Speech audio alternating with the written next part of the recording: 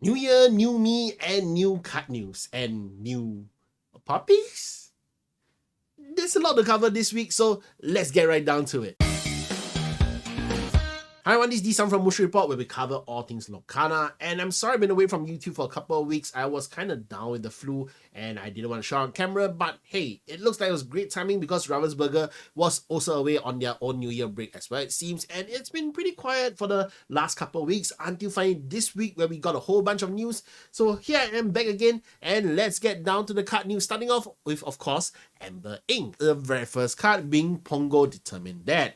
So Pongo determined that he has the Twilight Bug ability. Once per turn, you may pay 2 ink to reveal the top card of your deck. If it's a character card, put it into your hand, or otherwise put it on the bottom of your deck. So this is kind of like Hades' Law of the Underworld, where that one is when you come into play, just add a character from your discard pile back into your hand. So Pongo instead kind of just checks the top card of your deck, and you can add it to your hand if it's a character card. So this is an interesting card play. I think that there's ways that you can make use of this quite well, but some people are talking about it being used in a Mufasa deck. I think I've said in previous videos, not sure if people remember, but I'm not very keen on Mufasa simply because it's kind of random on what you get to play out. But Pongo determined that simply because it's adding to your hand instead, then that's kind of fine for me. It's a lot better.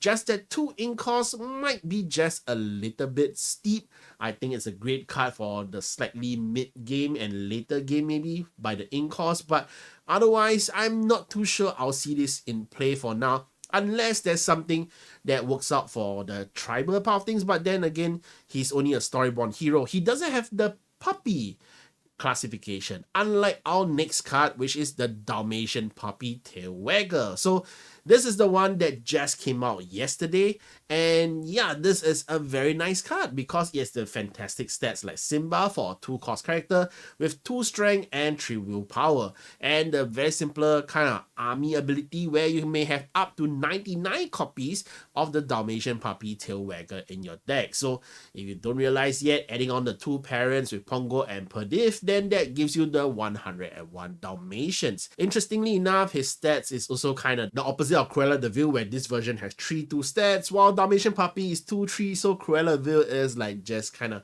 exactly positioned to kind of take out your puppies. And then the thing is, how would you best make use of this deck? I saw one tweet that I thought was pretty interesting, where you could just play maximum copies of Dalmatian Puppy, then just play Stitch Rockstar, because this is a 2-cost character and you can actually just very easily farm out a lot on your board. But that being said, is it really that great? I think that we do need something like the Snow White for the 7 Dwarfs, where you can actually get to play your puppy cards a bit cheaper. Then that would definitely be great for the deck. So maybe there's Perdif that will actually make having a whole bunch of puppies out a bit better. So that's something to look forward to. The most interesting part of this though is that the card number for this particular Dalmatian puppy is 4A. And we actually got 5 different artworks for the Dalmatian puppies that I posted them up, and all of them are fantastic that you can check it out over here. You have 5 different artworks. Are there going to be more Dalmatian puppies artworks to choose from? I don't think so. I think 5 is actually quite a lot, that you could actually have like 20 different copies of each, and that's going to be 100 copies of Dalmatian puppies that you can play. And yeah, you don't really need that many, but you should gather your Dalmatian puppies, even if there isn't a deck right away that can make use of them. I think that in the future, there should be some way to make good use of the Dalmatian puppies, so this is definitely a card to actually just gather more copies of, and maybe try to get a full set of foil versions if you can. So yeah, this is something to look forward to. Then Amber, we also got a song card for the Heal What Has Been Hurt. This is kind of similar to Rise of the Floodborn, where we have various song cards which allow you to get some form of ability while drawing a card, and this one has the remove up to 3 damage from a chosen character and draw a card. I think that's pretty nice. The cost is kind of high at 3 costs, but then again, that's Amber Steel with your Cinderella Ballroom sensation to make use of it very well.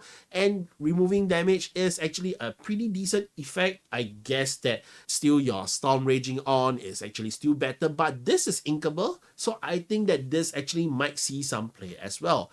In the end, removing some damage and drawing a card are pretty decent abilities. So this will definitely replace Hakuna Matata. Nobody is going to be touching Hakuna Matata anymore after this is out. Moving on.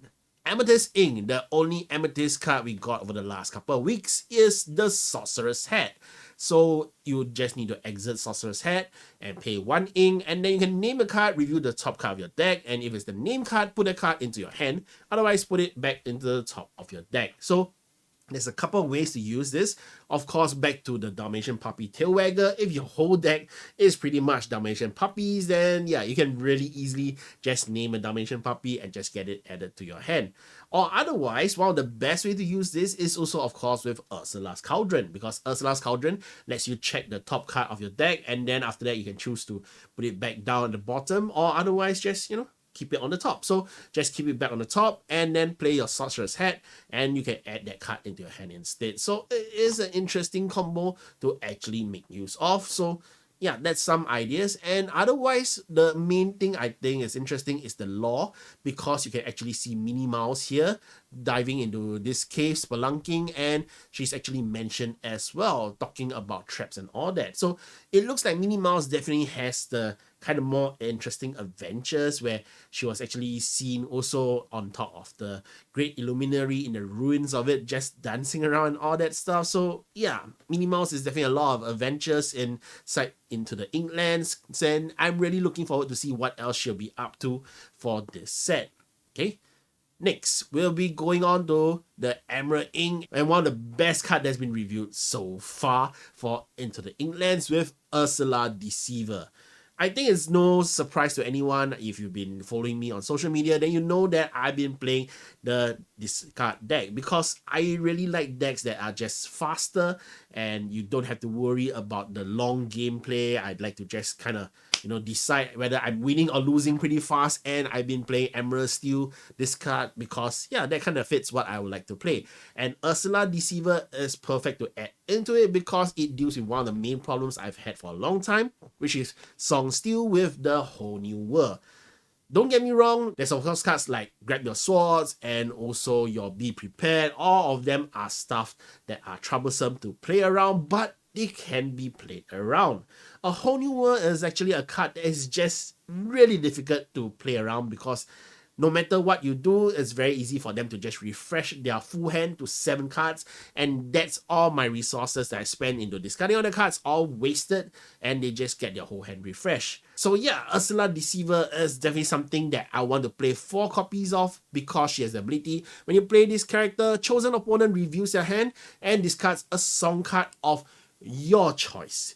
For the first time, we're going to have a discard card where you can actually discard a card of your choice rather than just your opponent choosing what they want to discard. So this is something that's really great for all the Emerald Steel discard decks. Honestly, it actually makes me slightly worried that a lot of people are going to be playing Emerald Steel discard after Ursula Deceiver is out, but hey, let's see how things go. At the very least, maybe it can just climb up there to a second tier deck maybe and get a lot more plays. So that's Ursula Deceiver. Moving on, we have Stitch Covert Agent. So this is the card that's on top of the gift set, where this is a 5-cost character, 3/3 stats with evasive. So that's kind of actually like Ray, but at the cost of 1 lesser law, he gains the ability where if he's at a location, he also gains ward. So that's actually pretty strong, I think, that you can actually have ward and evasive on the same character. It's just that, of course, locations can be easily cleared off for now, from what you can see, by just being able to challenge those locations, and the locations can't really fight back. And then after that, Stitch will get kind of kicked out the location if the location is banished, and he'll be losing his ward.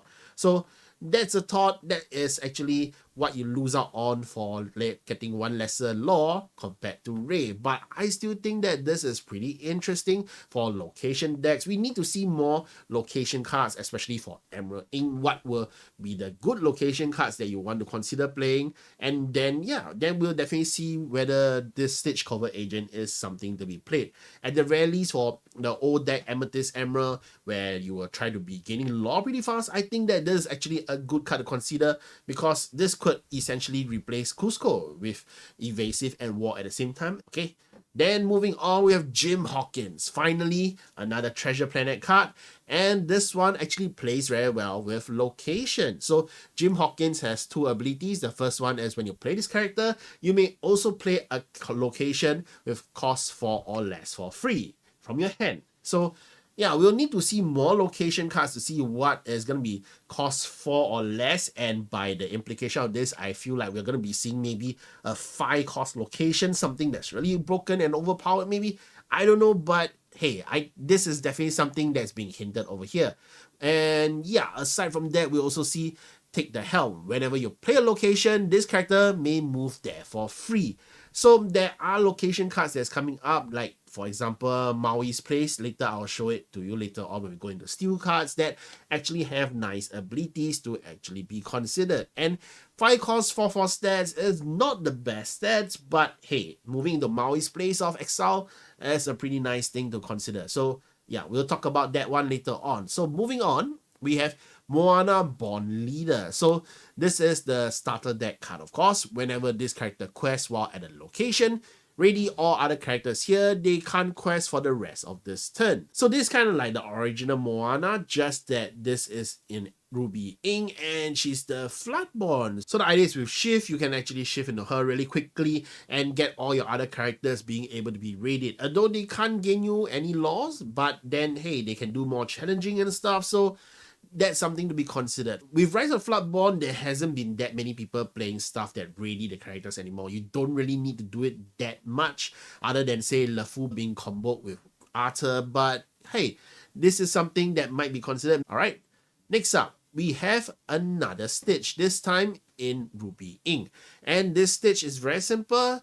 He has Rush and he can challenge the characters directly, and he has 3/1 stats, which actually makes me think that this is a much better version of Queen of Hearts, where Queen of Hearts has 2/2 stats. So yes, Queen of Hearts might survive a challenge if the character has only 1 strength, but hey, Stitch Little Rocket is going to be able to charge in and directly do 3 damage. So this is kind of like Smash in a way, but at 2 cost but uninkable. We'll need to see whether it fits in the deck well, but personally, I think that this is really nice. Stitch Little Rocket is something that definitely could be played. Moving on, we have Scrooge McDuck, richest duck in the world, finally getting reviewed with 2 abilities. First one, I'm going home. During your turn, this character gains evasive, so he can take out evasive characters. Then on the second ability, I didn't get rich by being stupid. During your turn, whenever this character banishes another character in a challenge, you may play an item for free. So back into the item synergy deck. The thing is though, Scrooge McDuck, I'm not too sure why I feel about this. Okay, I'm not the biggest fan of item strategy decks for sure, but that being said, he has to actually challenge a character successfully and banish them to actually make use of the ability. So that's kind of rough. An ability, I'm not too sure it's that great, and not to mention that he's uninkable. So yeah, I don't know. His stats aren't that fantastic. It's the basic 5 cost Aurora stats in a sense with 3/5. I kind of feel that he's not that fantastic for now. I'm kind of hoping that we get better Scrooge McDucks in the future. That said, I actually kind of like his artwork where you can see he's actually having his full, going out on an adventure and everything with piles of money. And of course, at the bottom as well, I think this is something new where for his ability box, you can see the gold coins as the background for the card. So yeah, this is a nice touch that I think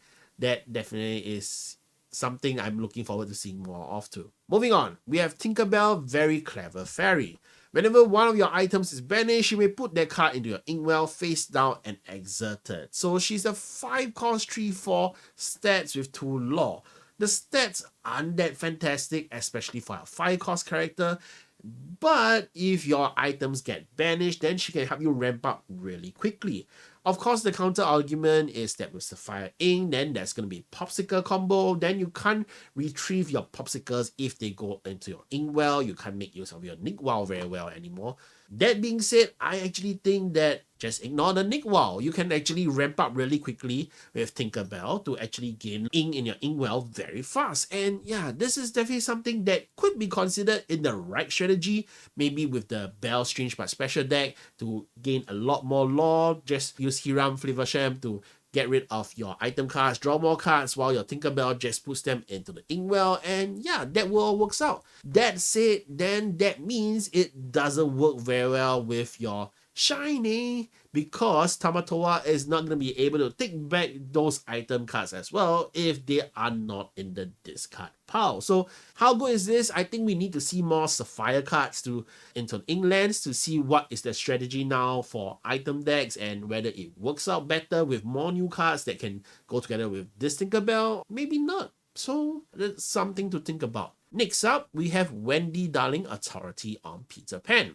The stats is a 3 cost with 3/1 with ward and support. So yeah, basically the stats like Phil, just that instead of being a 2 cost, Wendy Darling is 3 cost, but instead she gets ward. So yeah, I'm not too sure this is that great. Okay, and 2 lords, so that's something that's interesting. But the thing is, well, Phil only has 1 job. Half the time he just gives strength to that 1 character, and then that's about it. But for Wendy Darling, well, so it's kind of the same. You get to give this with support, you get to give strength to another character, but it's the same amount of 3 strength, just that she costs more, she gives you more lore. I don't really think Phil has been the brunt of getting hit by, say, action or song cards to just get cleared out at all. So yeah, then does that ward really make sense? Is it really that helpful? I don't think so at the moment, but yeah, let's see what else can work out. But I don't really expect Wendy Darling to be used that much. Probably one of the weaker super rares for Into the Inklands for now. Next, we have Distract. Chosen character gets -2 strength this turn and draw a card. Okay, the thing is, I don't think this card is that great simply because it's an action card. And action cards kind of feel like they've been outpaced for now by song cards because they are just that much cheaper to play. And yeah, you don't really want to use up your precious ink that you could be using to summon out characters. So yeah, that's the thought. So I'm not too sure this card is that great as well, but at least, hey, it's another card from Brave Little Tailor and it's a common anyway. So maybe you'll find some use for this. Let's wait and see. But yeah, I think it's just okay for now. Next, we have Eeyore Overstuffed Donkey, which has Resist +1. The 5 cost and 4/5 stats, so that's pretty not bad. That said, is it that great? Maybe we rather be playing Kronk instead, which also has Resist and has the Tinkerbell Giant Fairy-ish ability to give 2 damage to another character when you manage to banish someone else. Yeah, Eeyore is nice. It's definitely a nice touch to add into from the Winnie the Pooh franchise, but hey, I think he is just alright. I don't expect too much people to use Eeyore as well. And I'm sure he's just gonna say, alright, I suppose I'll do. Not much he can do about my statement at all. Last but not least, finally, the new location card for this set, and we can actually get to see a horizontal version of it, which is Maui's Place of Exile Hidden Island. So this is another 2 cost location card with the 1 cost to move your characters in with 5 willpower, so there's 1 lesser compared to Forbidden Mountain, but Maui's Place of Exile has 0 lore. That said, he has the ability where the characters gain resist +1 while here. I'll say it up front, first thing first, I'm not too sure I like the game term while here. That sounds very iffy, but I mean, I get the concept that the characters are moving there, but I wish in a gameplay term kind of thing that it could be worded a bit clearer. Terms aside, let's go into the ability itself, which is giving all your characters resist +1 while they are there. So that is the one that I was talking about earlier that could work very well with Jim Hawkins, because you imagine your Jim Hawkins playing your Maui's Place of Exile for free, and after that he just straight away moves into Maui's Place of Exile to gain resist +1. 5 cost character with a resist +1, and it's okay, it's not too bad, not too shabby. And yeah, with 2 lore, so I would say that this is definitely a way to actually play it out. Of course, it's not making the best use of Jim Hawkins, which can let you play location cards up to a cost 4. This is just a cost 2 card, so yeah, maybe not the best one. We'll still need to see more location cards, but for now, this is kind of actually what I had somewhat expected for location cards, where you can probably gain some form of ward, gaining some form of support, gaining resist. Maybe some of them will be giving you rush instead. I think that could happen for something in Ruby Ink. So yeah, I would say that this is a pretty nice location card, and I think this is definitely deserving of a rare, a card to look forward to for Into the Inklands. Yeah, so That's the idea. So that's all the cards we've got covered. That aside though, we also got more stuff, which is we got product images. So I've got them all nicely up on the site and actually placed into this products area. So yeah, since I already put them all nicely, let's go through them here. So the starter decks are pretty standard, but we have the nice Into the Inklands team damage counters here. And yeah, the contents are pretty much the same. That's the one for Pongo. And then here, this is the Moana with Scrooge McDuck one. So yeah, these are the starter decks for Into the Inklands. Moving on, we have the gift set. So the gift set, it's the return of back to the first chapter version. I mentioned this before. And yeah, we have the oversized cards and the normal size cards for Stitch as well as Tinkerbell. The contents aside from these are pretty much the same, but it's nice to just see it put out there.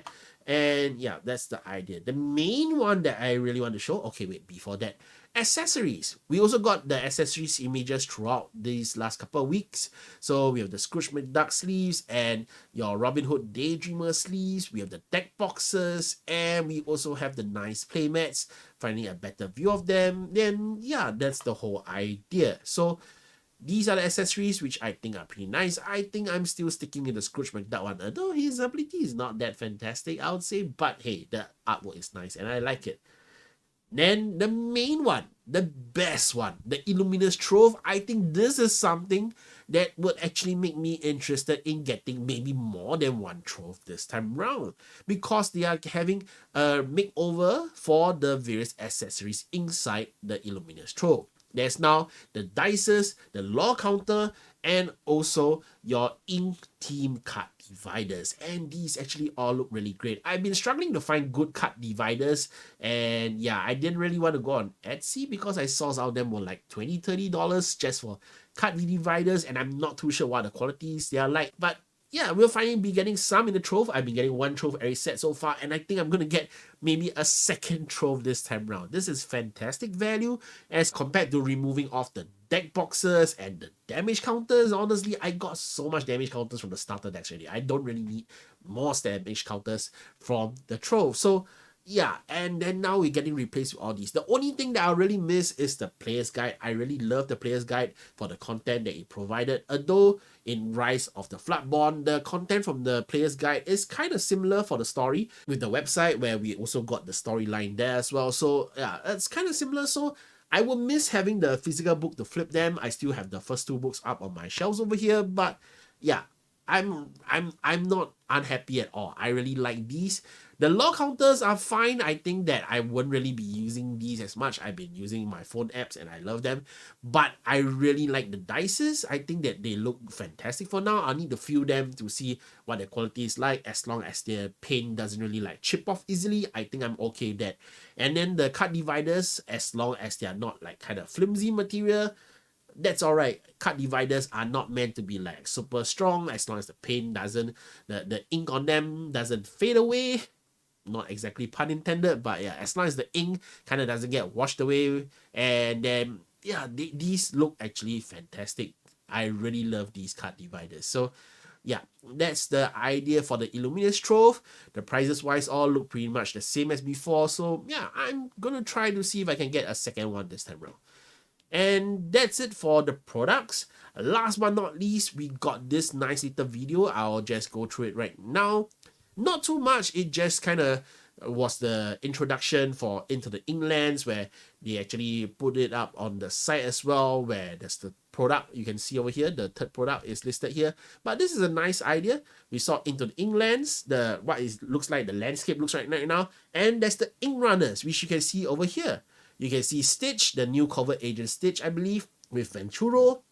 Both of them are on the Inkrunner, and they're going to be heading out into the Inklands and having their next adventure. So yeah, this is something that is really nice. I think that this is a great touch. I'm hoping to see more videos though of what they're going to be doing for Into the Inklands. Then I can update my story page on the website. But yeah, I'm looking forward to see what adventures that they actually have. And that's all the news that I have for you this week. And that aside though, I also want to point out that the new website, the new homepage that I made, I hope you all enjoyed it. I finally got it to dark mode. So yeah, finally no more blasting of your eyes, hopefully. And yeah, I got this news section, especially for the latest card news, so that with how Disney Lorcana releases the card news, especially when it's just before the release of the set, all the card news just keeps coming out all at one go. So yeah, I made this section especially so that it's not going to be too hard for everyone here to just follow up on the news and just see what are the new latest cards that have dropped, and you're not going to miss it.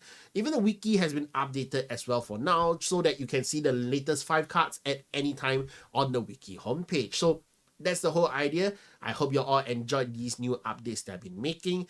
And yeah, see you in the next one. Thank you everyone for watching. This is D Summon from Mushu Report, signing out. Bye guys.